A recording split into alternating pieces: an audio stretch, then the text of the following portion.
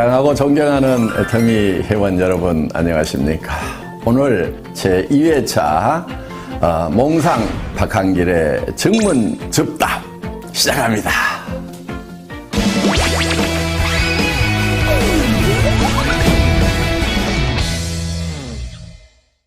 십인, 십세기라는 말씀을 하시면서 출근이나 판매 방법 등 사업을 전개하는 방법을 개인 사정에 맞추어 주라고 하셨는데, 그러다 보니 현장에서 팀워크를 형성하는 데 어려움이 있는 것 같습니다. 그래도 어느 정도는 센터에 출근을 시키고 일을 해 나가면서 열정적으로 사업을 전개해야 하는데 어떻게 이끌고 가야 할까요? 하는 질문입니다. 현장에서 이런 부분들 때문에 일을 하시는 것이 어려움이 많으시리라고 생각을 합니다. 그런데 가만히 생각을 해보면요, 우리가 하는 일 중에서 그렇게 단순한 일은 없어요. 항상 서로 상반되는 일을 잘 조합을 시키는 지혜를 발휘했을 때 거기에 부가가치가 창출된다 하는 겁니다. 무슨 얘기냐 하면은요, 이런 거예요. 우리 애터미 회사를 보면은 절대 품질, 절대 가격을 얘기합니다. 자, 대부분의 회사들은 좋은 제품은 비싸게 팔고 품질이 낮은 제품은 싸게 팔고 이렇게 하고 있어요. 그런데 그렇게 전략을 구사를 하는 사람들은 그렇게 가면은 사실은 일이 쉬운 것 같은데 굉장히 어려워요. 왜? 많은 사람들이 그 길을 가고 있기 때문에 그곳에는 경쟁이 치열하다 하는 겁니다.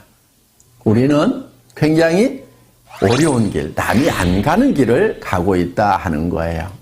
물론 그렇게 하는 것은 쉬운 게 아니에요. 굉장한 노력이 필요하죠. 그런데 그 길을 가기만 하면은 잘 되는 거예요. 조직을 이끌고 가는데요, 두 가지 방법이 있을 거예요. 일사불란하게 군대처럼 모든 행동을 통일시켜가지고 끌고 가는 거.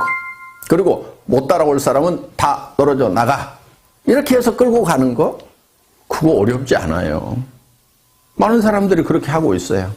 또 한 가지 방법은 조직이고 뭐고 필요 없고 다 알아서 하세요 하는 방리명으로 하는 거. 그것도 많은 사람들이 그렇게 하고 있고 또 그렇게 하는 것은 어렵지 않아요. 그런데 그 두 가지 방법은 다 문제가 있는 방법이에요. 그러면 어떻게 해야 되느냐? 굉장히 다양한 사람들이 모였는데 그 다양성을 인정하면서도 통일될 부분들은 일사불란하게 끌고 가는 것, 두 가지의 모순된 것을 하나로 융복합시키는 것. 이게 여기에 지혜가 필요한 것이고, 그리고 거기에서 부가가치 창출이 되는 거다 하는 겁니다. 많은 사람들은 쉬운 길을 선택을 하려고 그래요. 복잡한 것을 잘 하지 않으려고 한다 하는 거예요. 쉬운 것은 뭐냐면은 규정 딱 정해놓고 이대로 지키는 사람은 내가 끌고 가고 그렇지 않은 사람은 끌고 가지 않겠다. 떨어져 나가도 상관없다. 이렇게 하는 것은 매우 단순한 일이에요. 또 각자가 알아서 하세요 하고 이렇게 방리명으로 하는 것도 매우 단순한 일이에요. 그런데 우리는 다양성도 인정해주면서 또 우리가 함께 힘을 합해 나아가야 될 부분을 융복합시키는 것. 지금 우리가 해야 될 방법은 이 방법이다 하는 거예요. 그런데 그것을 융복합을 시키려고 하면은 가장 좋은 그 시멘트 역할을 하는 것이 뭐냐면은 사랑이라는 겁니다. 박애정신이고 애정이라는 거예요.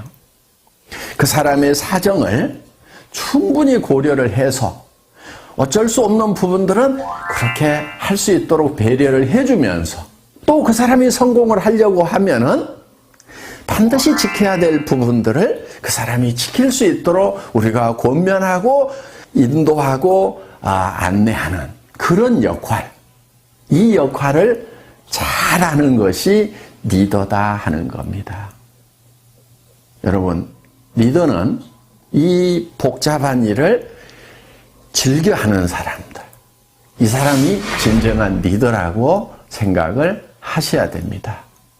저도 어떻게 보면은 우리 임직원들에게 어떤 회사의 규정을 잘 지키라고 얘기를 합니다. 한편은 또 이렇게 얘기를 합니다. 그 규정 다 무시하고 회원들이 원하는 거 다 해줘. 이렇게 또 얘기를 합니다.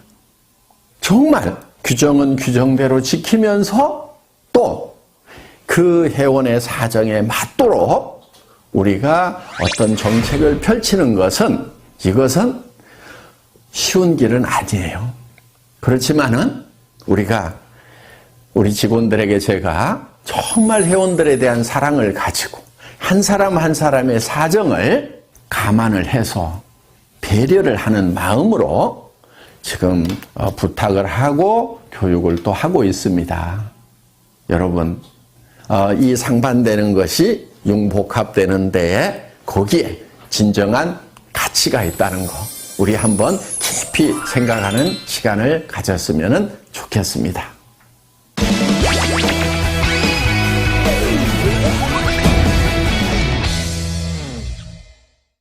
두 번째 질문입니다. 소실적만 후원하는 사장님들을 어떻게 하면 재심 합력해서 함께 키워나갈 수 있을까요? 소실적, 대실적 따지고 계시는 분들이 많은데요.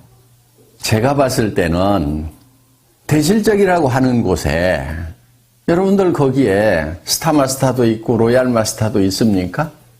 그렇다고 하면은 정말 대실적이라고 할 수가 있겠죠.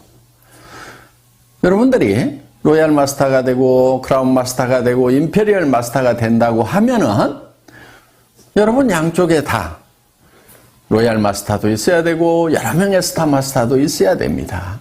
그런데 아직 대실적이라고 하는 곳에 제대로 된 직급자도 없는데도 벌써 소실적, 대실적 나누고 있는 사람들은 어떻게 보면은 이 애터미 사업을 너무 적게 보는 경향이 있어서 그렇지 않은가 이렇게 생각을 합니다. 제가 봤을 때는요, 한 라인은 적은 라인이고 또 한 라인은 더 적은 라인이고 그래서 두 라인이 다 소실적이 아닌가 이렇게 생각을 합니다. 양쪽이 다 소실적이라고 생각하고 열심히 후원을 하시기 바랍니다. 그리고 여러분이 염두에 두셔야 될 것은 지금 조금 더 큰 소실적이라고 하더라도 언제든지 바뀔 수가 있다는 거예요. 이 사업을 하다 보면은 언제 누가 나와서 태박을 터뜨릴지 몰라요. 그래서 양쪽을 항상 다 정성을 다해서 키우는 것이 중요합니다. 우리 성공한 로얄클럽의 멤버들 중에서도 소실적이 더 커지다 보니까 이 대실적이 소실적이 돼서 뒤바뀌는 경우가 부지기수로 많았다는 겁니다. 물론 소실적 중심으로 수당이 계산이 되기 때문에 소실적에 더 집중을 해야 된다는 것은 인지상정입니다. 그거는 자연스러운 거예요. 그렇지만 양쪽을 다 키워나가야 된다는 거 매우 중요한 포인트입니다. 그리고 진짜 대실적이 있다고 하더라도 여러분들이 거기에 마음을 쏟아주셔야 됩니다. 나중에 여러분들이 양쪽이 다 대실적이 돼서 이제 수당이 빵빵하게 나오는 그런 성공한 리더가 됐을 때, 돈 충분히 벌 때, 그때 존경을 받지 못한다고 하면은 그 성공은 절반의 성공밖에 안 된다 하는 거예요. 그렇기 때문에 돈도 많이 벌지만은 진심으로 존경받는 그런 온전한 성공자가 되려고 하면은 소실적 중에 조금 더 큰 소실적도 여러분들이 마음을 쏟아 주셔야 된다 하는 겁니다. 소실적과 더 적은 소실적 양쪽 다 열심히 후원하시기 바랍니다. 아셨죠?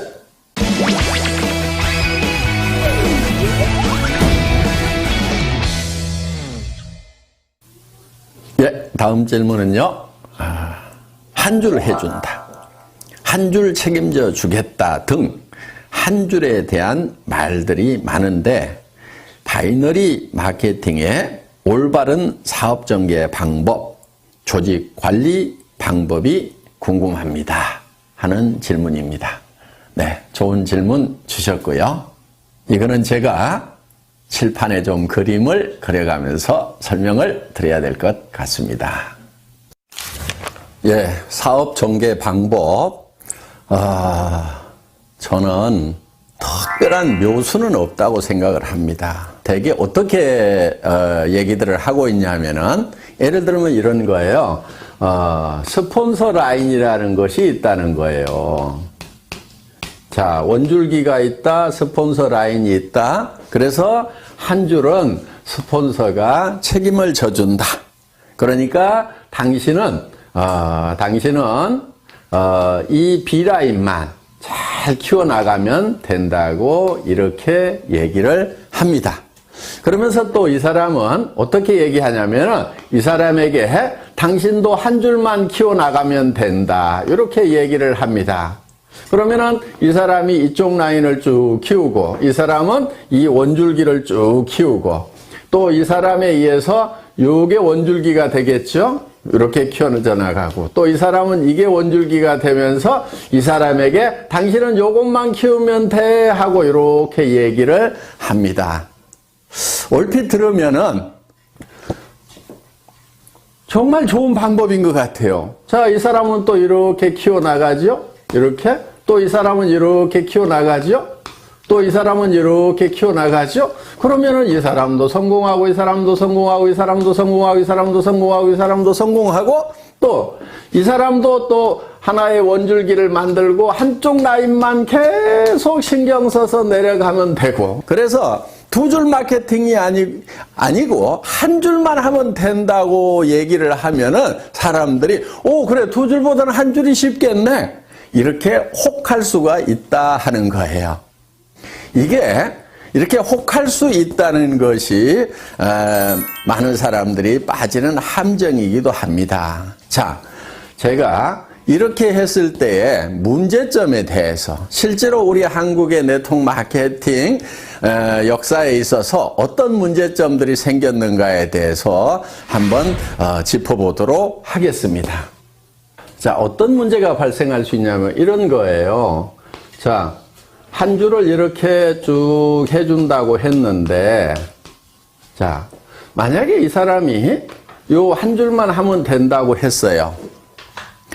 그런데 이 A라는 사람이 자기는 한 줄만 이렇게 열심히 해서, 자, 잘했다고 칩시다. 이렇게 조직이 잘 뻗어나갔어요. 하여간 잘 뻗어나갔는데,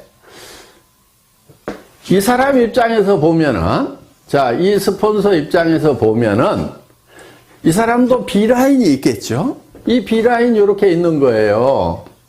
그러면은, 이 스폰서가 이 전체 라인이 쭉 커지면은, 여기에다가 쭉 조직을 키우겠어요? 아니면은, 이쪽 자기 B라인에다가 조직을 키우겠어요? 당연히 이 사람 입장에서 보면은 이쪽 B라인을 키울 수밖에 없게 된다 하는 거예요. 그렇게 되면은 이쪽 라인을 키워가던 사람은 이제 요게 대실적이고 스폰서 라인이라고 생각을 했는데 이 스폰서가 자기 B라인을 키우다 보니까 자기 입장에서 보면 요게 커지는 거예요. 그리고 요게 소실적이 돼버리는 거예요. 원줄기고 스폰서 라인이고 대실적이라고 분명히 얘기하고 당신은 한쪽만 하라고 이렇게 얘기를 했는데 이런 문제가 생기더라 하는 거예요. 그래서 이제 요 스폰서하고 여기하고 싸우는 문제가 발생을 해서 깨져버리는 겁니다. 그리고 심지어는 이제 끝까지 나는 여기만 키울 테니까 약속한 대로 여기 안 해주기만 해봐라 하면서 결국은 물고 뜯고 싸우는 문제가 생기더라 하는 거예요. 이런 문제가 하나 생겨서 결국은 이게 갈등으로 갈 수밖에 없다 하는 거예요. 물론 자, 이거는 잘 됐을 경우에 생기는 문제예요. 잘 됐는데 원줄기 하나 키워준다고 그랬고 자기는 B라인을 열심히 키워서 잘 됐는데 이런 갈등의 문제가 생기는 거고, 또 한 가지는 자, 이쪽 라인은 커졌는데 내 라인은 안 커져. 안 커지면은 안 커지는 대로 돈이 안 되는 거예요. 그래서 이거는 문제가 많은 겁니다. 그리고 또 한 가지, 이거는 영리한 방법이 아니에요. 양쪽을 이렇게 균형을 잘 맞춰가지고 키운 조직하고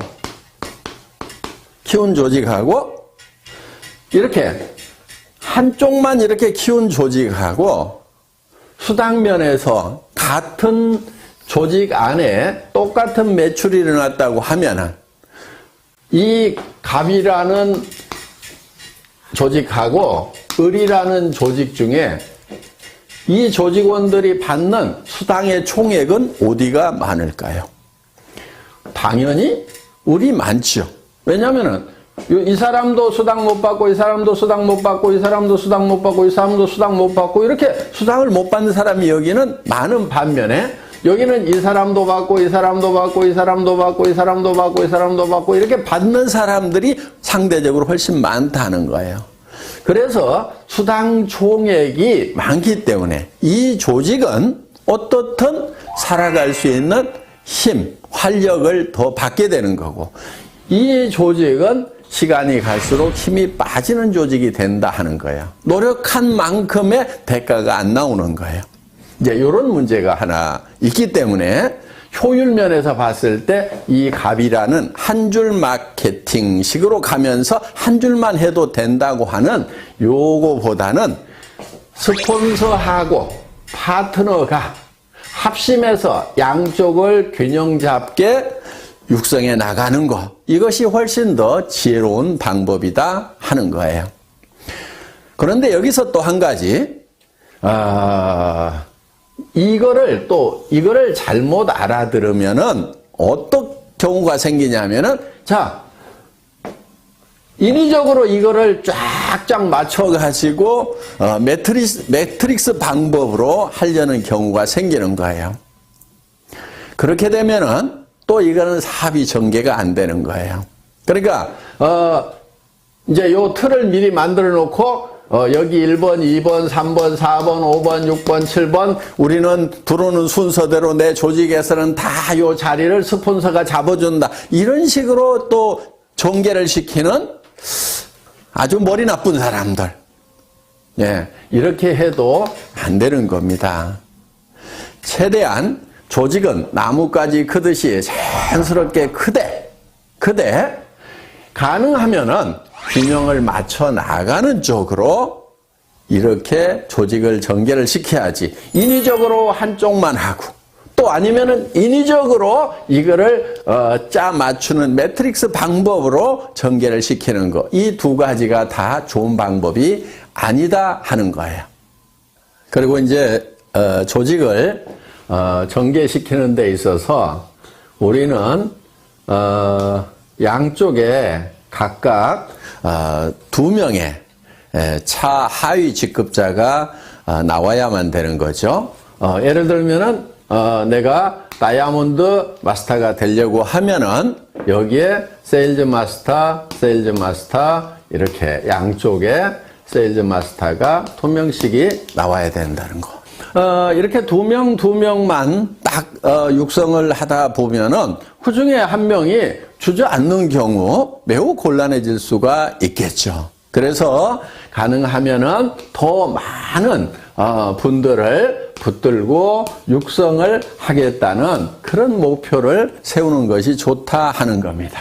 그래서 정말 성공자로서 자질이 있다 싶은 사람을 예를 들면은 한쪽 라인에 한 4명 정도 이렇게 전략적으로 여러분들이 같이 한번 성공을 해보자 하고 팀워크를 만드는 것이 중요합니다. 이쪽 라인도 마찬가지예요. 이렇게 해서 쭉 조직을 만들다 보면은 그 중에서 내가 이 사람하고 그 다음에 이 사람하고 이 사람 정도는 내가 팀워크를 잘 만들어 가지고 한번 으쌰으쌰 해봐야 되겠다. 이렇게 어떤 목표를 정해 가지고 일을 해 나가면은 좋다 하는 거예요. 그렇다고 여기 있는 사람은 버려도 되고 내팽개쳐도 된다 하는 그 얘기는 결코 아닙니다. 그러면 이 사람이 성공자가 되려고 하면은 이쪽 라인이 전반적으로 잘 커야 되고 또 이쪽도 잘 커져 나가야 되겠죠.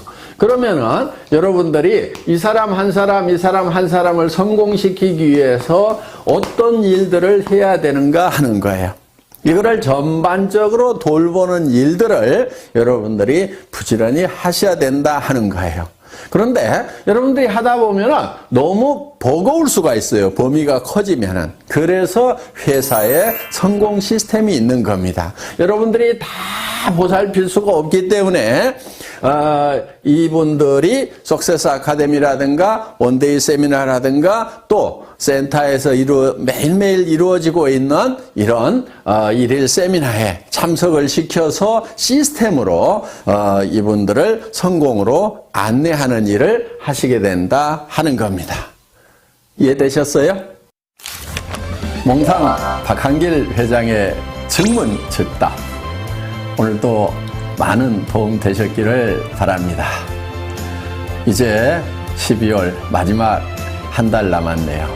세월이 빨리 가죠? 마무리 잘 하시고 또 내년 새해에 힘찬 모습으로 뵙도록 하겠습니다.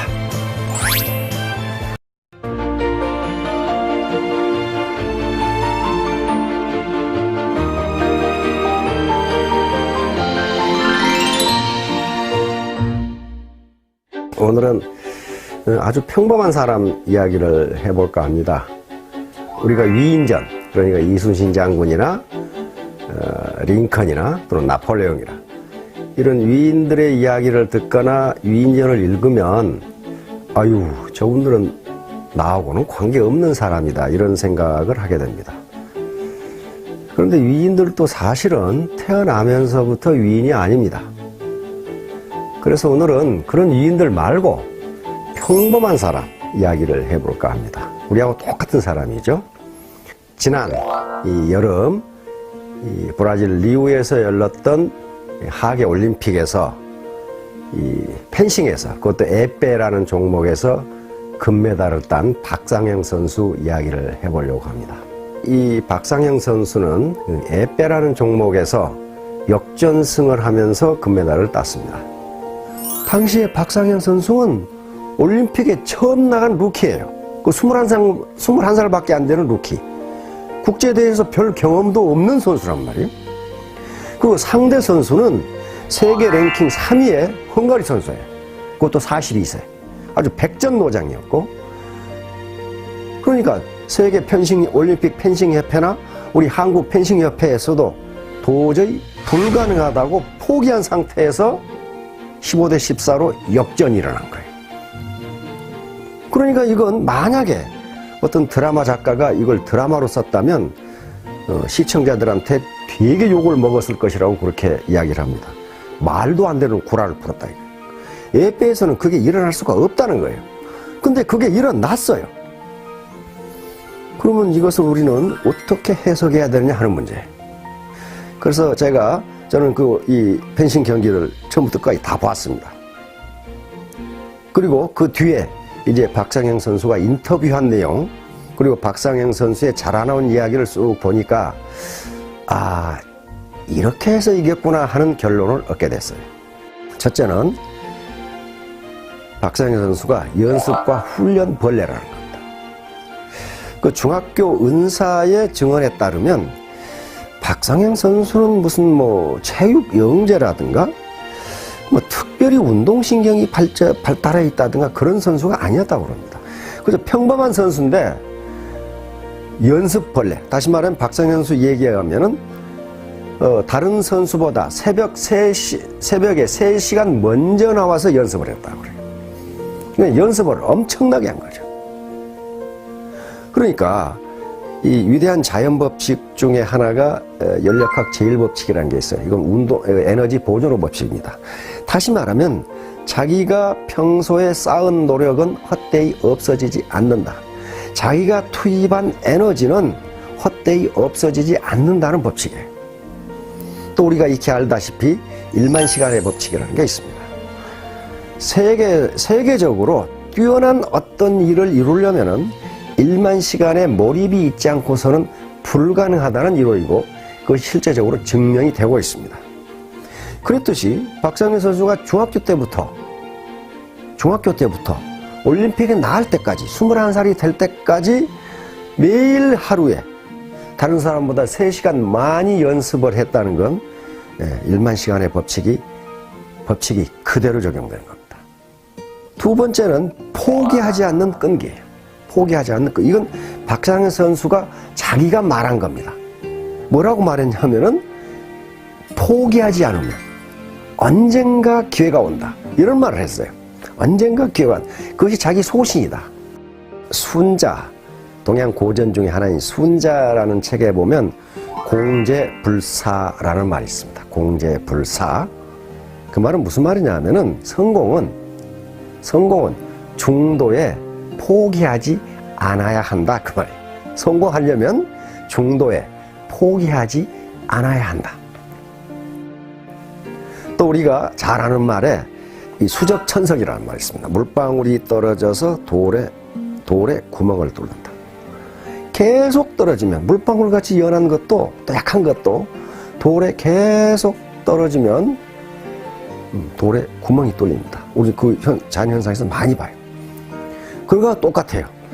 중도에 포기하지 않는 그 끈기 그게 있으면 성공한다. 근데 박상현 선수는 그걸 가지고 있었어요. 또 자기 소신으로 가지고 있었어요. 그다음 세 번째 제가 찾아낸 것은 게임을 즐겼다는 거예요. 이건 기자의 질문에 나오더라고요. 기자가 이 게임에 임하기 전에 어떤 전략을 가지고 게임에 임했습니까? 그러면 박상현 선수가 뭐라고 대답하냐면은 나는 뭐 전략이라는 건 없었습니다. 단지 이 올림픽에 나온다는 게 아무나 나올 수 있는 것도 아니고 올림픽이라는 게 세계적 축제인데 내가 여기에 가서 게임을 한다는 게 얼마나 즐거운 일이냐. 그리고 단지 게임을 즐겼을 뿐인데 결과가 잘 나왔다. 이렇게 대답을 했어요. 그러니까 우리가 운동을 할 때 저도 야구를 좋아해서 이 군대에 있을 때 야구를 더러 했는데 내가 이 공을 꼭 쳐야 되겠다 하고 방망이를 휘두르면 안 맞아요. 헛방이 나버려. 근데 아무 생각 없이 몸에 힘을 빼고 휘두르면 그게 홈런이 나는 수가 있어요.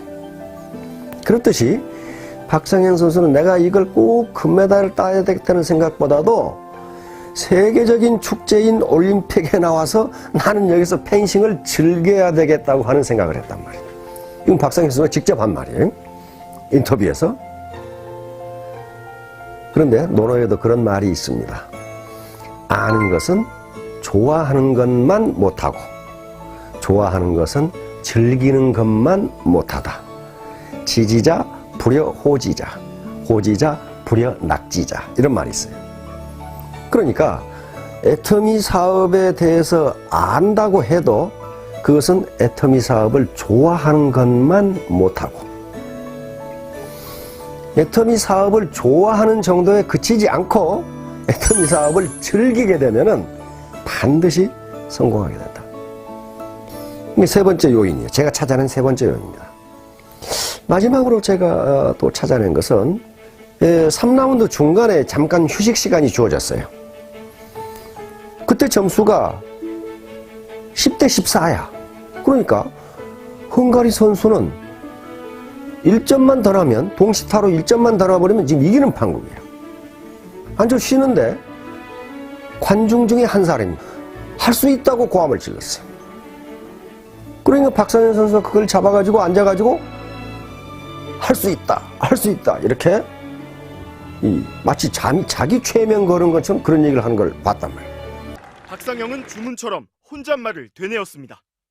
그리고 번개 같은 찌르기로 대역전극을 이뤄냈습니다. 나중에 이게 이제 뉴스에 계속 나왔죠. 이게 바로 자기 암시라는 겁니다. 자기 암시. 할 수 있다는 긍정적 암시를 자기에게 집어넣는 거예요. 근데 정신분석학자들의 연구에 따르면 인간의 의식은 크게 두 가지로 나눈다고 합니다. 하나는 현재 의식. 현재 의식은 내가 지금 느끼고 알고 있는 의식이에요. 또 하나는 잠재 의식 또는 프로이트는 그것을 무의식이라고 했는데요. 이건 내가 지금 느끼지 못하고 있는데 내 의식 속에 잠재해 있는 거예요. 그런데 현재 의식은 우리 의식의 10%밖에 되지 않습니다. 마치 빙산하고 똑같아요. 바다에 떠 있는 빙산이 위에 보이는 것이 10%죠. 밑에 보이지 않는 것이 90%예요. 그와 똑같아서 현재 의식은 10%고 잠재 의식이 90%인데 현재 의식에 관계없이 인간의 행동, 그 의식은 잠재 의식의 명령에 따라서 움직인다고 합니다.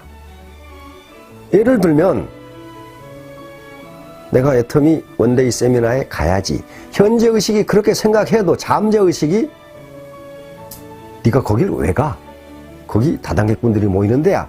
이런 식으로 잠재 의식이 자리를 잡으면 그 사람은 안 온다는 거예요. 그러니까 모든 인간의 행동은 잠재 의식의 이 명령에 따라서 움직인다는 거예요. 그러면 그 휴식 시간에 잠깐 했는데 잠재 의식이 발동됐느냐? 그렇지는 않아요. 내가 추측컨대 아마도 박상영 선수는 평소에 마인드 컨트롤 훈련을 했을 겁니다. 마인드 컨트롤 훈련을 했을 거예요. 나는 할 수 있다. 왜냐면 앞에 박상영 선수의 이 인터뷰를 보면은 굉장히 얘가 명랑하고 긍정적이에요. 그렇게 가난하고 이거 이 펜싱 도구도 제대로 주로 중고만 샀었지 신제품을 살 수 없을 정도로 집이 가난한데 굉장히 인터뷰 내용을 보면 긍정적이에요. 그렇다면 평소에 아마 마인드 컨트롤 한 것 같다. 그런데 바로 14대 10이라는 절체절명의 상태에서 그 마인드 컨트롤을 다시 나는 할 수 있다. 나는 할 수 있다. 라고 하는 그 긍정적 메시지를 바로 잠재의식에 집어넣은 것 같아요.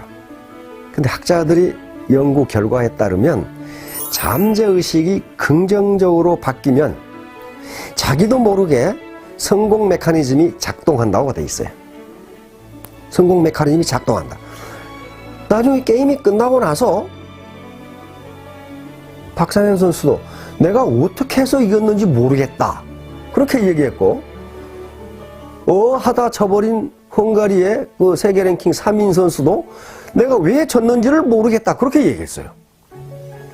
그리고 이 올림픽 펜싱 협회나 우리 한국 펜싱 협회에서도 도대체 이런 일이 어떻게 일어날 수 있는지 모르겠다. 그런 얘기를 했단 말이에요. 그러니까 박상현 선수가 이 리오 올림픽에서 더군다나 펜싱 앱에서 역전승을 할 수 있었던 것은 기적이라고 우리가 치부할 수도 있지만은 지금까지 박상현 선수가 쌓아왔던 에너지 불변의 법칙에 의해서 그 에너지가 순간적으로 폭발한 것이라고 해석할 수 있습니다. 무슨 나면서부터 로얄 마스터가 자질을 타고난 사람은 없다.